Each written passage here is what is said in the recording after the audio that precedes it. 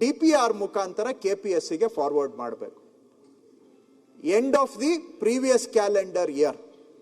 ಮುಂದುವರೆದು ಎರಡನೇ ಸ್ಟೆಪ್ ಅಲ್ಲಿ ಮಾನ್ಯ ಅಧ್ಯಕ್ಷರೇ, ಪ್ರತಿ ವರ್ಷ ಇಂಥ ತಿಂಗಳು, ಇಂಥ ವಾರ, ಇಂಥ ದಿನ ಕಡ್ಡಾಯವಾಗಿ KPSC ಎಕ್ಸಾಮ್ ಅವತ್ತಾಗಲೇಬೇಕು ಪ್ರತಿ ವರ್ಷ.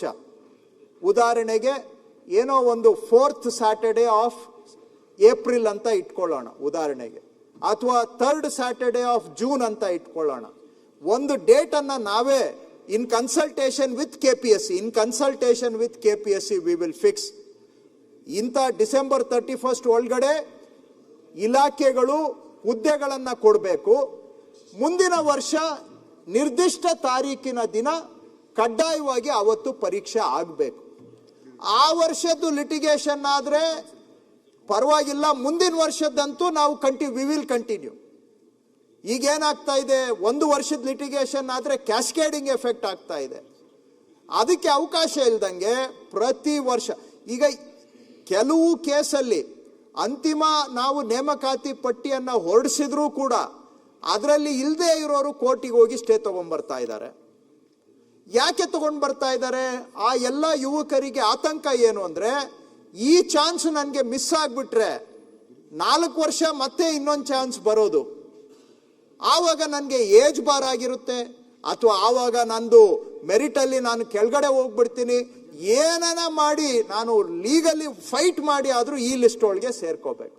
ಆದರೆ ಬಹುಶಃ ವರ್ಷನೂ ನಾವು ಮಾಡ್ತೀವಿ ಅಂತ ಹೇಳಿದ್ರೆ ಅವ್ರ ಮೇಲೆ ಇರುವಂಥ ಪ್ರೆಷರು ಕೂಡ ಕಡಿಮೆ ಆಗುತ್ತೆ. ಬಹುಶಃ ಆವಾಗ ಲಿಟಿಗೇಷನ್ನು ಸ್ವಲ್ಪ ಕಡಿಮೆ ಆಗುತ್ತೆ. ಇದರಲ್ಲಿ ಮುಕ್ಕಾಲು ಕೇಸು ಈಗ ರಿಕ್ರೂಟ್ಮೆಂಟ್ ಫೈನಲೈಸ್ ಆಗದೆ ಇರೋದು ಬಿಕಾಸ್ ಎಲ್ಲ ಕೋರ್ಟ್ಗೆ ಹೋಗಿ ಸ್ಟೇ ಆರ್ಡರ್ಗಳು ತಗೊಂಡು ಬಂದಿದ್ದಾರೆ.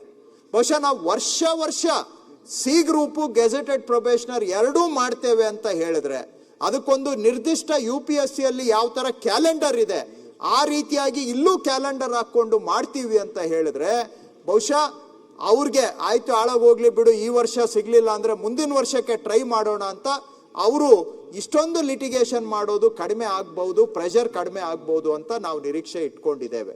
ಸೊ ಹಾಗಾಗಿ ನಿನ್ನೆ ಹಣಕಾಸು ಇಲಾಖೆಯವ್ರನ್ನು ಮುಖ್ಯಮಂತ್ರಿಗಳ ಹತ್ರ ಕರೆಸಿ ಮಾತಾಡಿದ್ವಿ.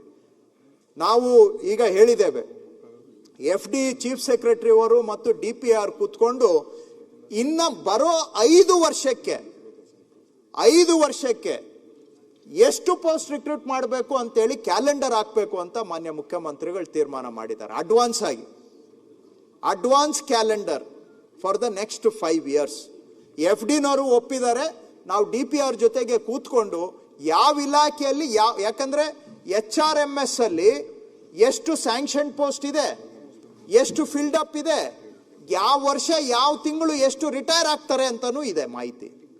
ಸೊ ವಿ ಕ್ಯಾನ್ ಫೋರ್ಕಾಸ್ಟ್ 28ನೇ ವರ್ಷ 2028 ಜೂನ್ ತಿಂಗಳಲ್ಲಿ ಯಾವ ಇಲಾಖೆಯಲ್ಲಿ ಎಷ್ಟು ವೇಕೆನ್ಸಿ ಇರುತ್ತೆ ಅಂತ we can forecast today only because that database is available. So based on that 5 ವರ್ಷಕ್ಕೆ ನಾವು ಎಷ್ಟು ರಿಕ್ರೂಟ್ಮೆಂಟ್ ಮಾಡಬೇಕು ಅಂತ ಕೂಡ ಒಂದು ಇನ್ ಪ್ರಿನ್ಸಿಪಲ್ FD ಇಂದ ನಾವು ಅಪ್ರೂವಲ್ ತಗೊಂಡು ಅದರ ಆಧಾರದ ಮೇಲೆ 5 ವರ್ಷದ ಕ್ಯಾಲೆಂಡರ್ ಹಾಕುವಂತ ಕೆಲಸವನ್ನ ಮಾಡ್ತೇವೆ, ಅಡ್ವಾನ್ಸ್ ಕ್ಯಾಲೆಂಡರು. ಸೊ ಇದರಿಂದಾನು ಕೂಡ ಎಷ್ಟೋ ಒಂದು ಲಿಟಿಗೇಷನ್ ಕಡಿಮೆ ಆಗುತ್ತೆ, ಟೈಮ್ ಟು. ಸೊ ಒಂದು ವಿಷಯ ಪ್ರತಿ ವರ್ಷ ರಿಕ್ರೂಟ್ಮೆಂಟ್ ಮಾಡೋದು, ಎರಡನೇ ವಿಷಯ 5 ವರ್ಷಕ್ಕೆ ಅಡ್ವಾನ್ಸ್ ಕ್ಯಾಲೆಂಡರ್ ಹಾಕುವಂತಹದ್ದು. ಇದು ಮಾಡಿದ್ರೇನು ಕೂಡ ಸ್ವಲ್ಪ ಸುಧಾರಣೆ ಆಗುತ್ತೆ ಅಂತ ನಾವು ಭಾವಿಸಿದ್ದೇವೆ ಮಾನ್ಯ ಅಧ್ಯಕ್ಷರೇ. ಇದು ಜೊತೆಗೆ ಇವತ್ತು ನಾವು ಇಲ್ಲಿ ಇಲ್ಲ ನೀವು ಇನ್ನೂ ಅದು ಮಾಡ್ಬೋದು ಇದು ಮಾಡ್ಬೋದು ಅಂತ ತಾವು ಹೇಳ್ಬೋದು. ಖಂಡಿತ ಇನ್ನೂ ಸುಧಾರಣೆ ಮಾಡಲಿಕ್ಕೆ ತುಂಬ ಇದೆ ಇದರಲ್ಲಿ, ಇಲ್ಲ ಅನ್ನೋ ಮಾತಿಲ್ಲ. ಅದಕ್ಕೆ ನಾವು ಮಾನ್ಯ ಮುಖ್ಯಮಂತ್ರಿಗಳ ಹತ್ರ ಮಾತನಾಡಿ ನಾನು ಮುಖ್ಯಮಂತ್ರಿಗಳಿಗೆ ಸಲಹೆ ಕೊಟ್ಟೆ, ಮುಖ್ಯಮಂತ್ರಿಗಳು ಅದನ್ನ ಸಂಪೂರ್ಣವಾಗಿ ಒಪ್ಪಿದ್ರು. ಏನು ಅಂತ ಹೇಳಿದ್ರೆ ಏನು ಸುಧಾರಣೆ ಮಾಡಬೇಕು ಅಂತ, ಏನು ಸುಧಾರಣೆ. ಈಗ ಓಟಾ ಕಮಿಟಿ ಆಗಿದೆ, ಇನ್ನೊಂದು ಎಕ್ಸ್ಪರ್ಟ್ ಕಮಿಟಿ ಮಾಡಿ ಅಂತ ಹೇಳಿ ನಾನು ಇಲ್ಲಿ ಹೇಳೋದ್ರಲ್ಲಿ ಸುಮ್ಮನೆ ಅದು ಒಂದು ಮುಂದೆ ತೂಡುವಂತ ಒಂದು ಉತ್ತರ ಆಗ್ತದೆ. ಈಗ ಶಾಸಕರುಗಳದ್ದು ಯಾಕಂದ್ರೆ ನೀವು ಸುಮಾರು ಬಾರಿ ಮಾತಾಡಿದ್ದೀರಾ. ಪ್ರಿಯಾಂಕ್ ಅವರು ಇಲ್ಲಿ ಕೂತ್ಕೊಂಡು ಅವರು ಕೂಡ ಇದ್ರ ಬಗ್ಗೆ ಪ್ರತಿಪಕ್ಷದಲ್ಲಿದ್ದಾಗ, ಇಲ್ಲಿದ್ದಾಗ, ಸಾರ್ವಜನಿಕವಾಗಿ ಸುನಿಲ್ ಅವರು ಎಲ್ಲರೂ ಕೂಡ ಮಾತಾಡಿದ್ದೀರಾ. ಇನ್ನೂ ಸುಧಾರಣೆ ಮಾಡಲಿಕ್ಕೆ ತುಂಬ ಇದೆ. ಆದರೆ ಒಂದು ನಾವು ಗಮನದಲ್ಲಿಟ್ಕೋಬೇಕು, ಇದೊಂದು ಸಂವಿಧಾನಾತ್ಮಕ ಸಂಸ್ಥೆ, ಒಂದು ಸ್ವಾಯತ್ತ ಸಂಸ್ಥೆ. ಏನನ್ನ ನಾವು ಮಾಡ್ಬೋದು ಸರ್ಕಾರವಾಗಿ ಅನ್ನೋದು ಪ್ರಶ್ನೆ ಬರ್ತದೆ.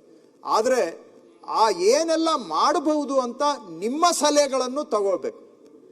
ಯಾಕೆಂದ್ರೆ ಇದು ಪಕ್ಷಾತೀತವಾಗಿ ರಾಜಕೀಯ ರಹಿತವಾಗಿ ಚರ್ಚೆ ಆಗಿರೋದ್ರಿಂದ ಅದೇ ಸಾರಾಂಶ, ಉದ್ದೇಶ, ಸ್ಪಿರಿಟ್ ಅನ್ನ ಮುಂದುವರಿಸಬೇಕು.